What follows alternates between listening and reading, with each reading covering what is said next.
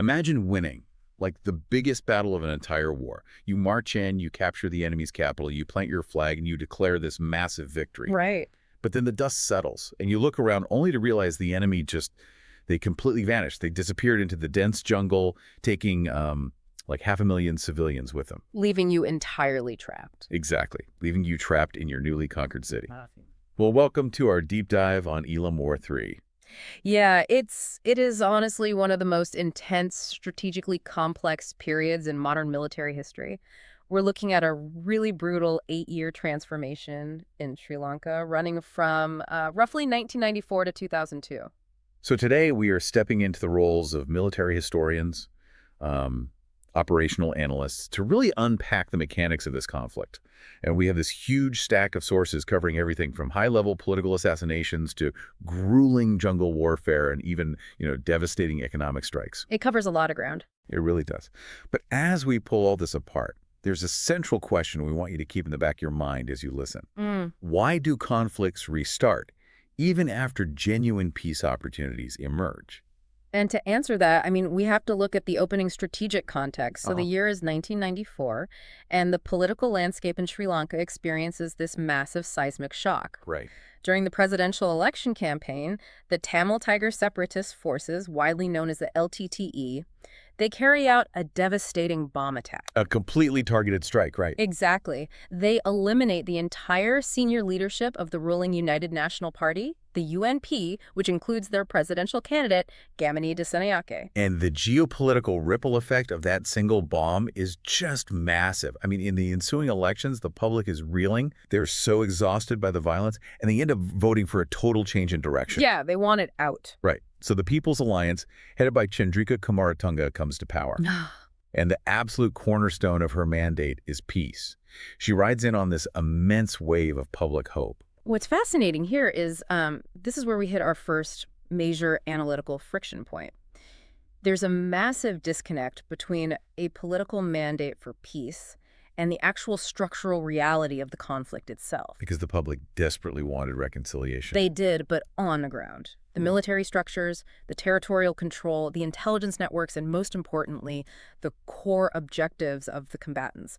None of that had changed one bit. Which perfectly sets us up for, the false dawn of January 1995. The new government's mandate translates into a formal ceasefire between the government of Sri Lanka and the LTTE. Right. And negotiations begin. But according to our sources, they prove totally fruitless. It's like putting a lid on a boiling pot without turning off the stove, The pressure's just building. That's a great way to put it. So if both sides knew it wasn't working, who makes the first move and how? Well, the ceasefire officially shatters on April 19th, 1995. And it doesn't break down with, just some random firefight in the jungle. It breaks with a masterstroke of asymmetric warfare. The LTTE launches a highly specialized, totally surprise attack at Trincomalee Harbor. They use underwater demolition teams to blow up 2 Sri Lankan Navy gunboats. Wait, I'm stuck here. Underwater demolition. This isn't like a couple of insurgents in the jungle with rifles. How are they pulling off a highly specialized naval strike against a fortified military harbor? It represents a massive leap in operational capability. We're talking about specialized amphibious units. They aren't just casually swimming out there, Right. They are utilizing trained combat divers, slipping into a heavily guarded naval facility under the cover of darkness. They navigate past the patrols, swim right up to those gunboats, and attach explosive charges directly to the hulls below the waterline. Wow. So they detonate the mines, the ships go down, and the war is just instantly back on. Yes. And if we break down the military logic of this specific strike, it follows a brilliant, really ruthless framework. First, the target, naval assets. Sri Lanka is an island nation, right? So the government relies heavily on the sea to move troops. Exactly. Troops, logistical supplies, everything. Second is the operational effect. By taking out those gunboats, you cripple the government's maritime mobility and force them to completely rethink how they sustain their forces. And the third piece. The strategic message. The message is that the peace process is entirely dead and the LTTE retains the initiative. They dictated the exact time, the exact place, and the exact method by which the war restarted. Okay, let's unpack the government's response to this. The war is officially back on, and the Sri Lankan Armed Forces, the SLA and the Air Force, SLAF, They realize they need a decisive, overwhelming victory to regain control. They need a big win. Right. So they shift their entire strategic focus away from the east, and they look directly north. They aim right for the Jaffna Peninsula. Which, from a conventional military standpoint, makes total sense. Jaffna wasn't just, a location on a map, it was the political center. The symbolic heart. Exactly. The main population center and the absolute organizational hub for all LTTE operations. Taking Jaffna would mathematically look like winning the war. So the military launches this massive 7-week campaign, spanning from October 1995 into the early months of 1996. They force their way into the peninsula, they capture the ground, they plant the flag. Victory, right. Well, here is where the narrative completely flips. Because as the military advances, a staggering number of people, up to 500,000 civilians, flee the peninsula. Yeah, the numbers are just immense. They pour out of the city and escape south into the dense, unforgiving jungles of the Vanni region. And the LTTE withdraws its entire organizational infrastructure right alongside them. If we connect this to the bigger picture, this is a defining lesson in conflict analysis. The military achieved their primary objective, which was to capture the ground. They took the prize. But they completely failed to achieve the destruction of their opponent. Precisely. The LTTE essentially traded territory for survival. But wait, as a military commander, you just took the enemy's capital. Isn't that still a massive victory? How is the LTTE turning a massive retreat into a strategic advantage? Because for a guerrilla force, organizational survival matters infinitely more than holding territory. A conventional government army is tied to cities, concrete bases, paved roads. Right, they need infrastructure. Exactly. But a non-state actor is tied only to its leadership and its logistics. By moving into the impenetrable jungles of the Vanni, the LTTE dragged the government into an environment that completely nullified conventional air and armor superiority. So they preserved their fighting force to continue the conflict on their own terms. Yeah, and they didn't wait long to prove just how deadly those terms were. In July 1996, the LTTE launches a terrifying counterattack. And the target isn't back up in Jaffna, right? No, it's an isolated military garrison on the eastern coastal area of Mulativu. Yeah. And it is an absolute catastrophe for the military. The army loses nearly 1,400 men. Oh, my God. And worse, the LTTE captures all the weapons, the artillery, all materials at the base. Okay, again, I have to push back here. You just said they were chased out of their capital. They're essentially this massive column of refugees hiding under the jungle canopy. How on earth does a retreating guerrilla force magically overrun a fortified, heavily armed, conventional military garrison and kill 1,400 soldiers? I know, it literally doesn't make conventional military sense. No, it doesn't. But it makes perfect asymmetric sense when you understand the isolated garrison problem. Think of that military base not as a fortress, but as a heavily armored island sitting in an ocean of jungle that the enemy entirely controls. Okay, I can visualize that. The LTTE's method here is a ruthless, highly disciplined four-step process. First, extensive reconnaissance. They watch the base for weeks until they know every patrol route, every blind spot, every shift change. Just observing constantly. Right. Second, concentration. They secretly move an overwhelming force through the jungle right up to the perimeter without tripping any alarms. Third is absolute surprise. And then the strike. Exactly. Fourth is overwhelming force applied at a single, incredibly vulnerable point in the defense. They just shatter the perimeter. Wow, so the government spent millions fortifying a base just to have the LTTE turn it into, like, an Amazon fulfillment center for their own weapons supply. That's a dark way to put it, but yeah. The psychological impact of losing 1,400 troops in one battle is unimaginable.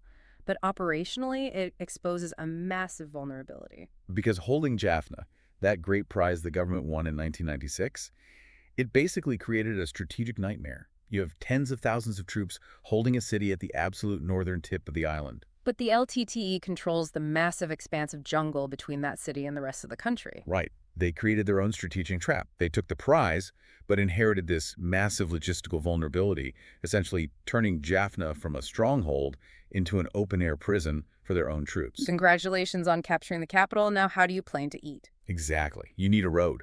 If you can't drive food, ammunition, and medical supplies up to your army, the war grinds to a halt. So, to sustain their forces in Jaffna, the government desperately needed to open the mainland supply route through the Vanni.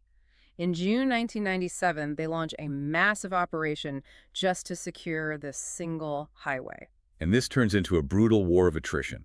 Just to give you a sense of the pace, the sources note that even after a full year of heavy fighting, the military still had a 40-kilometer stretch of this route that remained entirely in enemy hands. It was incredibly slow, grinding combat. Right, it turns into this bloody seesaw battle across the Vani region throughout 1998 and 1999.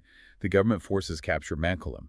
Then they push up and capture Ojisuddin and Matu. But simultaneously, the LTTE sweeps around and overruns brigade bases at Kilinochchi and Paranthan. And though the government briefly took Kilinochchi back earlier in 96, the LTTE just takes it back again in September 98. Right.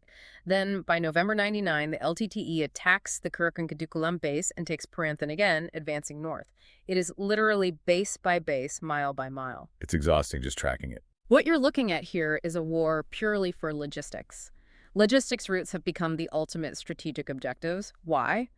Because holding terrain requires sustainment. You can't hold ground if your soldiers don't have bullets or food. Exactly. But the other crucial concept this back and forth illustrates is operational initiative. Initiative is the ability to dictate the pace, the location, and the nature of the battle. So when the government is attacking Mankalam, they hold the initiative. Yes, but when the LTTE suddenly attacks Kilinochchi behind their lines, the LTTE seizes the initiative. Whoever controls the initiative controls the war, because the other side is constantly forced to react. And as we move into December 1999, the LTTE decides to escalate the war far beyond jungle bases and supply routes. They aim straight for the top. This is a huge shift. Yeah, they launch a suicide attack at a pre-election rally in Colombo, attempting to assassinate the president, Chandrika Kumaratunga. She survives, though she tragically loses her right eye, and she actually goes on to win re-election. We call this leadership targeting. The LTTE is utilizing extreme political violence as a strategic tool. So the goal isn't just to eliminate a battlefield commander. No, it's to completely decapitate the enemy's political command structure. If you can sow utter chaos at the national level and paralyze the government in Colombo, the military forces out in the jungle are left without direction or support. And while the political sphere is reeling from this assassination attempt, the operational reality in the north reaches an absolute breaking point. Here's where it gets really interesting. Oh, totally. Because on April 22, 2000, the Elephant Pass military complex falls to the LTTE. And it would remain in their hands until January 2009. Yeah, nearly a decade. For those who aren't familiar with the geography, think of Elephant Pass like the gates of Thermopylae. It wasn't just a road. It was the bottleneck of an hourglass. That's a great visual. It's this narrow strip of land that connects the Jaffna Peninsula to the Vani mainland. If the sand, in this case supplies and troops, can't flow through that narrow neck, the top half is completely cut off from the bottom. And the military had held that bottleneck for 17 years. If you want to understand why losing this matters so much, let's look at the equation. Terrain plus logistics plus symbolism equals strategic importance. Okay, break that down. Elephant Pass was the physical gateway. Losing this choke point had massive, immediate operational consequences. The moment the LTTE took that pass, the 17,000 Sri Lankan troops stationed north of it in Jaffna were effectively trapped. 17,000 troops. Yes, cut off by land, with a highly motivated enemy advancing right behind them. It is a terrifying scenario. You have an army trapped in the north, a government recovering from an assassination attempt, and a war that seems completely unwinnable for either side. So what happens? Well, in December 2000, the LTTE declares a unilateral ceasefire. But true to the pattern of this conflict, it's just a pause to reload. Because they cancel it in April 2001 and launch another offensive. And this leads us to what might be the most devastating strategic strike of the entire war.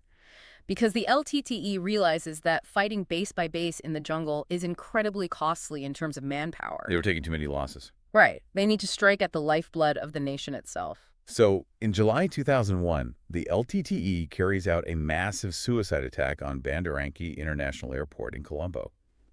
The sheer scale of the damage is staggering. They destroy 8 Sri Lankan Air Force planes, which obviously cripples the military's air capability. What, they don't stop there? No. They also destroy 4 civilian passenger planes belonging to Sri Lankan Airlines. This is a terrifying masterclass in economic warfare. The military effect of losing those fighter jets and transports was significant, sure, but the economic and psychological effects of destroying civilian airliners were catastrophic. Because an international airport is basically the vascular system of an island nation's economy. Exactly. The moment images of civilian airliners burning on the tarmac hit the global news, international insurance rates for flights into the country skyrocket. Foreign investment freezes instantly. The tourism sector just evaporates overnight. It is a massive source of revenue, and suddenly, no one is flying into Colombo. It's devastating. The sources state explicitly that this incident made Sri Lanka's economy nosedive. They're effectively bankrupting the state. Because, I mean, how do you fight a massive multi-front war when the national bank account is empty? You can't. You simply cannot sustain operations at that level. And this profound economic shock brings us to the final transformation of our timeline. Right, the political shift. Yeah. Following the December 2001 elections, the political landscape shifts again, and both the government of Sri Lanka and the LTTE return to a ceasefire agreement. But this time, the parameters have changed. How so? The LTTE leader, Prabhakaran, actually compromises on his ultimate maximalist goal of complete Tamil autonomy. He offers to settle for regional autonomy. Meaning the Tamils would be granted control over the politics and economy within their specific region, rather than demanding a totally separate independent state. Exactly. So on February 22, 2002, the Sri Lankan government and the LTTE signed the Norwegian Peace Accord. Combat forces are withdrawn behind technical control lines, and a monitoring mechanism is set up by the Norwegian-led Sri Lankan Monitoring Mission. Which brings us full circle. It really does. We started with a failed peace in 1995. We went through 8 years of absolute hell naval bombings, jungle sieges, political assassinations, and we end up with another peace accord in 2002. This raises an important question. Why did they return to the table? The term in conflict analysis is conflict exhaustion. This wasn't, a sudden burst of mutual goodwill. It was a cold calculation born out of horrific military costs, thousands dead on both sides. Unbearable economic pressure. Yes, directly accelerated by that airport attack, plus changing international political realities. Both sides basically fought themselves to an absolute standstill. They realized they couldn't achieve total victory without completely destroying themselves in the process. Which forced a temporary stabilization. So what does this all mean? Let's generate a kind of final one-page memory sheet of frameworks for you to take away from all these sources. I like that. Let's start with the political lesson. The failure of that first 1995 ceasefire shows us that peace requires a true convergence of objectives. If the structural realities and the core grievances aren't addressed, a political mandate for peace is just an empty promise. Perfect. And the operational lesson. It becomes so clear that holding terrain like when the government captured Jaffna means absolutely nothing if you cannot sustain the logistics routes to it. You have to be able to feed your army. Absolutely. Then there's the intelligence lesson. You must anticipate your opponent's adaptations. When the military marched into Jaffna, they should have anticipated that the LTTE wouldn't just surrender, but would shift to asymmetric jungle warfare in the Vani. Always plan for what the enemy will do next, not just what they're doing right now. Right. And finally, the strategic lesson. That 2001 airport attack proves that a nation's endurance in war is tied entirely to its economic vulnerability. Because economic warfare can force a country to the negotiating table far faster than a battlefield victory. Exactly. You don't necessarily need to defeat an army in the field if you can destroy their aviation sector and their tourism revenue. Thank you for joining us on this intense analytical journey through Eelam War 3. We've gone from the high-level politics in Colombo to the muddy, violent realities of the Vani jungle and seen how military strategy and economic vulnerability collide. It's a lot to process. It is. But before we go, I want to leave you with a final thought to mull over. We started this discussion by acknowledging how comforting it is to view a peace treaty as a neat, final resolution. Right. But look at the mechanics of what actually drove them to sign that accord in 2002. If a peace treaty is born entirely out of massive economic exhaustion, horrific military casualties, and sheer bankruptcy, rather than a genuine resolution of the core political grievances that started the war in the first place, is it actually peace? That is the big question. Or is it just a designated rest period? A fleeting moment for two battered, exhausted fighters to sit in their corners, patch their wounds, and catch their breath before the bell rings for the next round. Think of that boiling pot. Just because you can't hear the water bubbling doesn't mean the stove is turned off.